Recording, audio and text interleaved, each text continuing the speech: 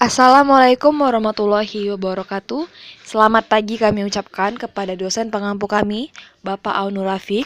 Di sini kami dari kelompok 6 yang beranggotakan Evi Katerina, Agustina, Ayu Grace Yolanda, F. Santana Venasilitonga, Muhammad Fikri Aldi, Prabowo Alfaruk, Gian Paulo Sentosa Hutauru. Di sini kami akan menyampaikan materi tentang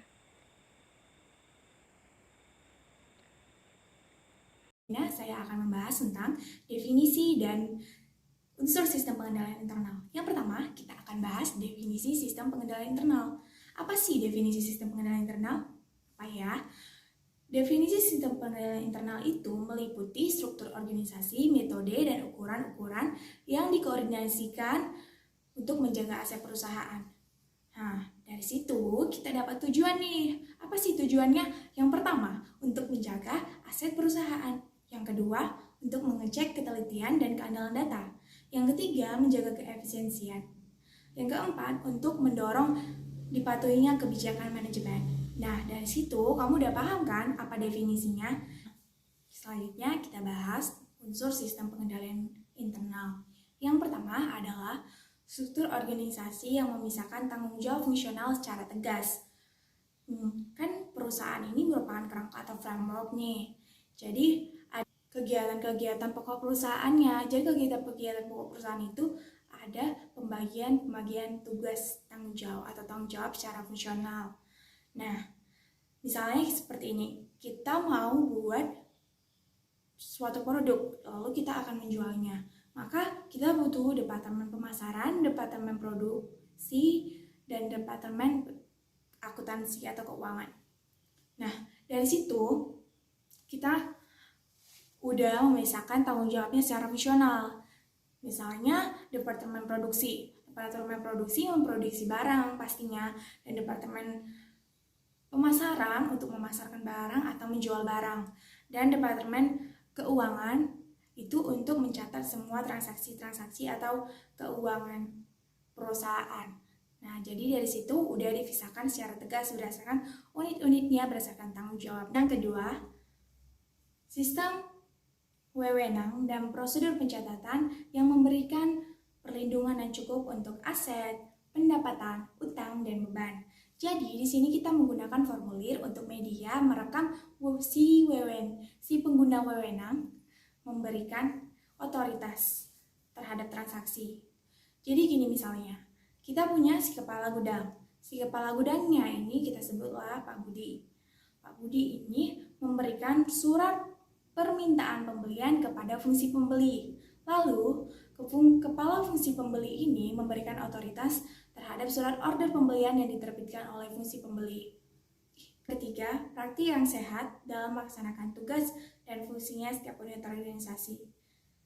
Yang pertama, penggunaan formulir bernomor urut cetak. Yang kedua, pemeriksaan mendadak atau special audit. Yang ketiga, nggak boleh satu transaksi dilakukan oleh satu unit organisasi dari awal sampai akhir. Yang keempat, perputaran jabatan atau job rotation.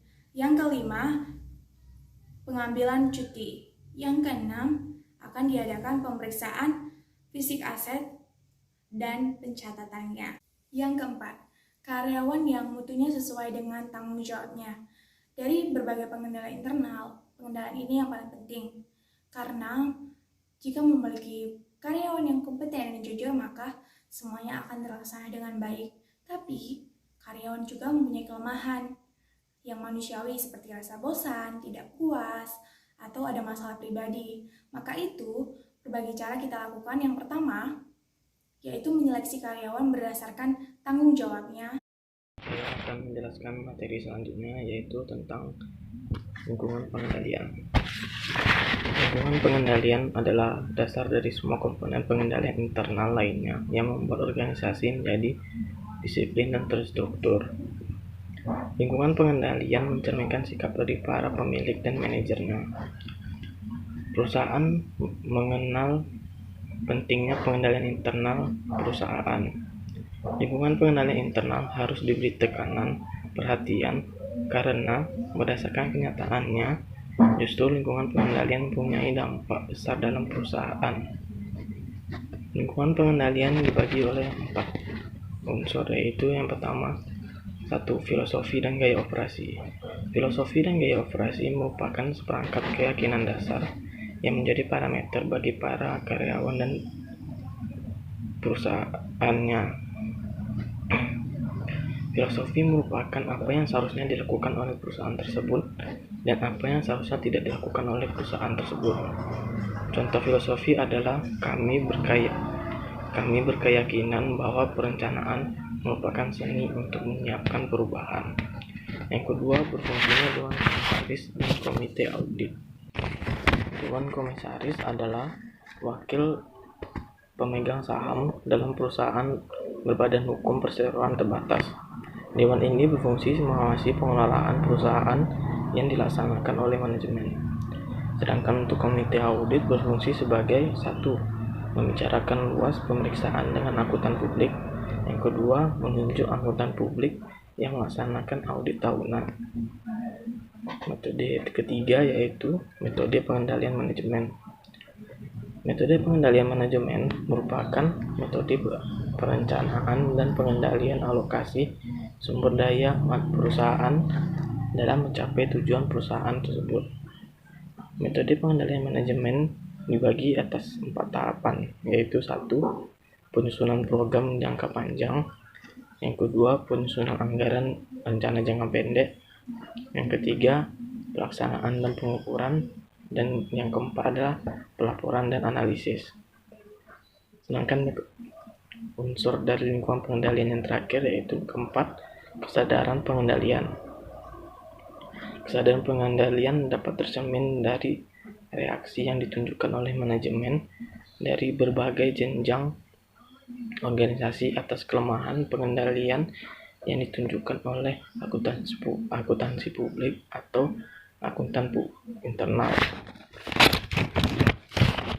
Manajemen puncak itu selalu berpendapat bahwa internal itu merupakan tanggung jawab Tuan Pengawas Internal. Hal itu merupakan hal yang keliru.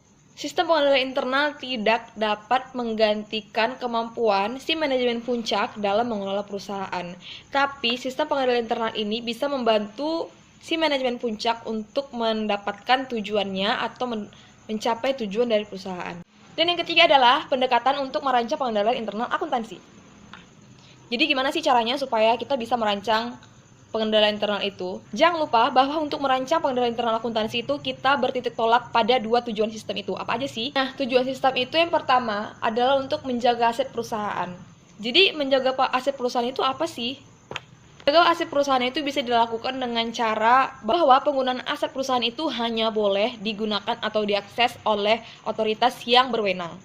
Dan yang kedua, kita harus benar-benar bisa mempertanggungjawabkan bahwa aset yang dicatat itu sama dengan yang sesungguhnya ada. Yang kedua, mengecek ketelitian dan keandalan data akuntansi. Caranya adalah kita harus melakukan atau melaksanakan transaksi-transaksi yang terjadi melalui sistem otorisasi yang telah ditetapkan.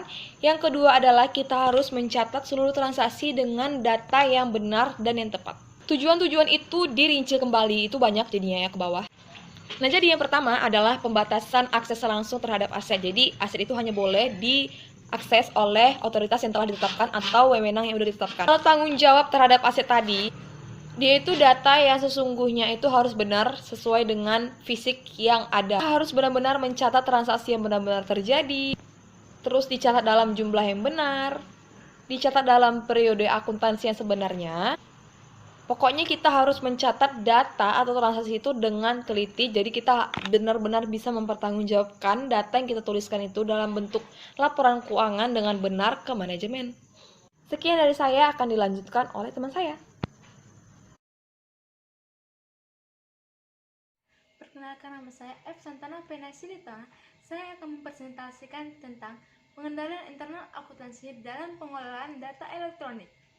Sistem internal akuntansi dalam perusahaan yang menggunakan manual sistem lebih menitik beratkan pada orang yang melaksanakan sistem tersebut atau people orient. Jika komputer yang digunakan sebagai alat bantu dalam pengelolaan data, maka akan terjadi pergeseran dari sistem yang berorientasi pada orang ke sistem orientasi pada komputer atau computer oriented. Sistem pengendalian terbagi menjadi dua, yaitu pengendalian internal akuntansi dan pengendalian administratif. Yang pertama, pengendalian internal akuntansi yang merupakan bagian dari sistem pengendalian akuntansi yang meliputi struktur organisasi, menjaga kekayaan organisasi, dan mengecek kestabilan data tersebut. Dua, pengendalian internal administratif. Ini dibuat untuk mendorong dilakukannya efisiensi dan mendorong dipatuhinya kebijakan manajemen. Contohnya, pemeriksaan terhadap laporan untuk mencari penyimpangan yang ada dan segera diambil tindakan. Pengendalian internal akuntansi dalam pengelolaan data elektronik dibagi menjadi dua, yaitu pertama, pengendalian umum dan yang kedua, pengendalian aplikasi. Pengendalian umum merupakan standar dan paduan yang digunakan oleh karyawan untuk melakukan fungsinya.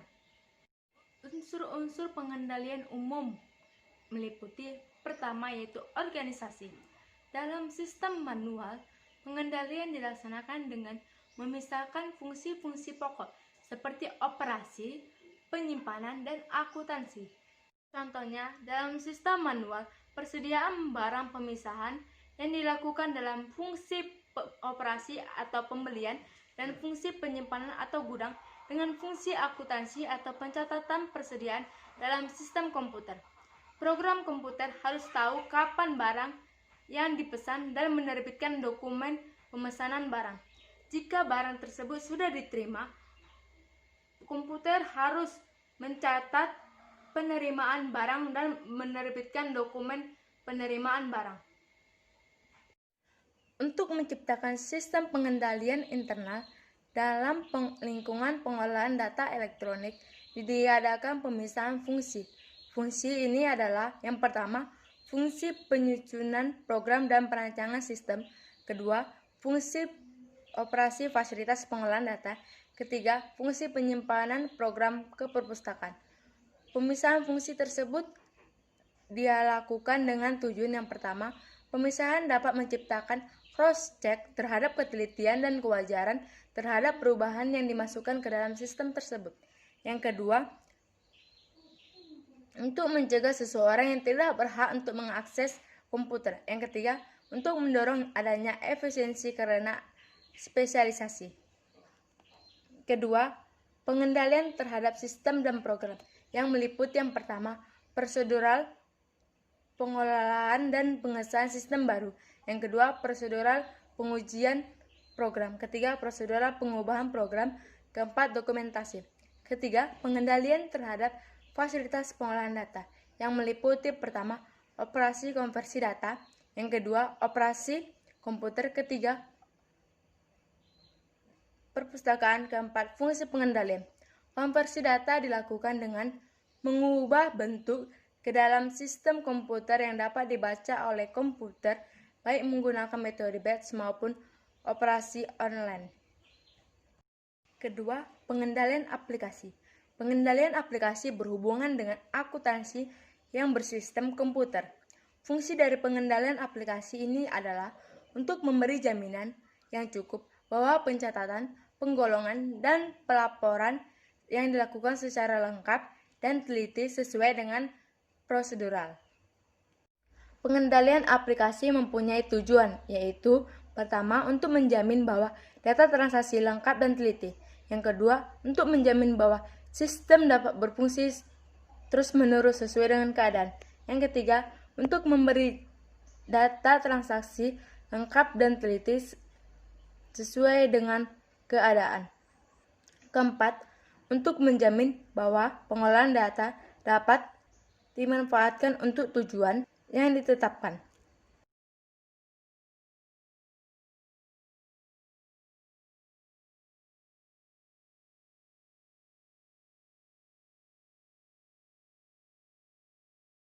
Pengendalian terhadap sistem dan program. Dalam lingkungan pengolahan data elektronik, fungsi perancangan sistem dan program harus terpisah dari fungsi fasilitas operasi pengolahan data.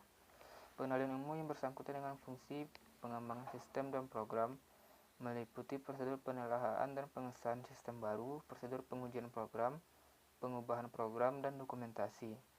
Setiap sistem yang baru harus ditelaah terlebih dahulu oleh komisi yang berwenang sebelum dinyatakan berlaku dalam pengolahan data dengan menggunakan komputer. Tidak ada sistem baru yang dapat digunakan dalam perusahaan sebelum mendapat pengesahan oleh komisi yang berwenang. Untuk itu pengujian program sangat penting agar program yang dibuat sesuai dengan spesifikasinya. Selanjutnya, pengendalian terhadap fasilitas pengolahan data. Fasilitas pengolahan data meliputi 4 bidang. Yang pertama, operasi konversi data. Kegiatan konversi data ini terdiri dari pengubahan dokumen sumber ke dalam bentuk yang dapat dibaca oleh komputer, baik metode batch ataupun direct entry. Yang kedua, operasi komputer. Operasi komputer dapat diawasi dengan menggunakan konsul kontrol. Konsul ini dapat digunakan untuk menghentikan, menjalankan sistem, serta menyalakan lagi komputer yang terhenti akibat kerusakan. Yang ketiga, perpustakaan. Pengendalian terhadap penyimpanan arsip data dan program harus dilakukan oleh karyawan perpustakaan dalam tempat yang berprivasi atau terlindungi dengan baik, yang hanya dapat dimasuki oleh karyawan yang memiliki izin. Yang keempat, fungsi pengendalian. Fungsi pengendalian bersangkutan dengan pengendalian terhadap masukan dan keluaran departemen. Pengolahan data elektronik. Fungsi pengendalian ini dibagi menjadi dua. Yang pertama, pengawas internal. Yang kedua, pengawas eksternal. Fungsi pengawas internal dilaksanakan oleh bagian grup pengawas dalam Departemen Pengolahan Data Elektronik. Sedangkan fungsi pengawas eksternal dilaksanakan oleh berbagai cara dalam perusahaan yang besar, biasanya dilakukan oleh unit organisasi khusus dalam Departemen Akuntansi dan Keuangan. Materi selanjutnya yaitu pengendalian aplikasi atau application control. Berbeda dengan pengendalian umum seperti yang telah diuraikan sebelumnya, pengendalian aplikasi dirancang untuk memenuhi persyaratan pengendalian khusus.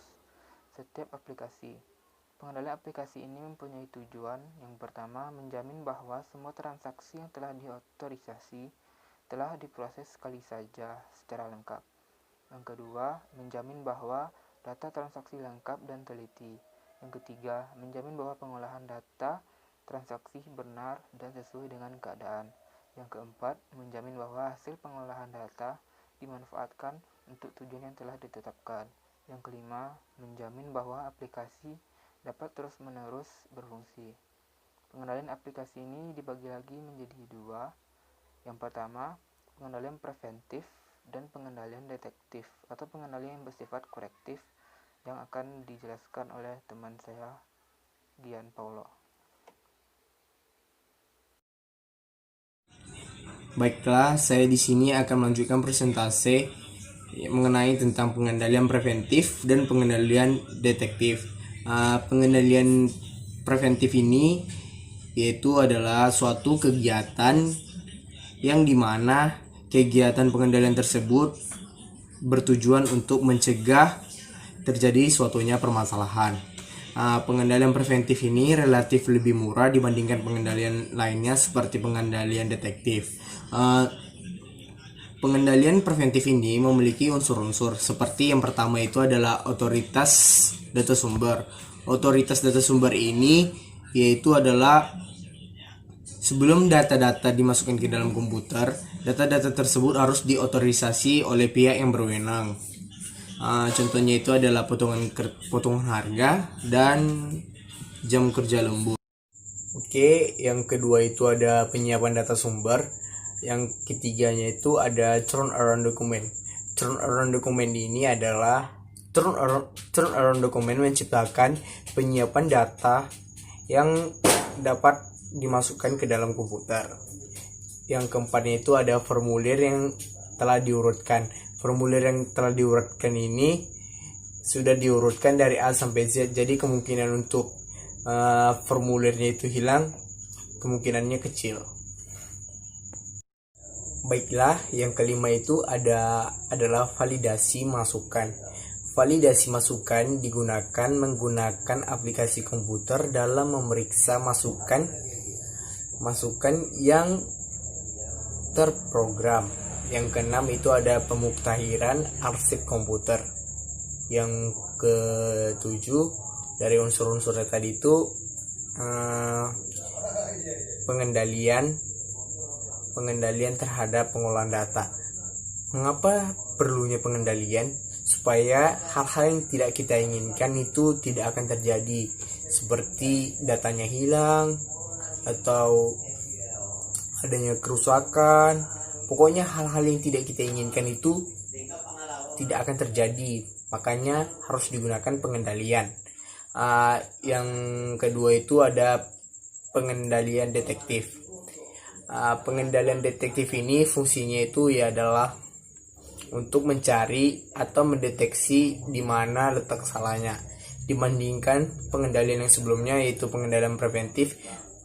Pengendalian preventif itu adalah mencegah terjadinya permasalahan, sedangkan untuk pengendalian detektif ini dia itu mencari kesalahan, mencari yang salah. Ini pengendalian detektif ini relatif lebih mahal dibandingkan pengendalian preventif yang sebelumnya. Contohnya itu adalah melakukan rekonsiliasi kas.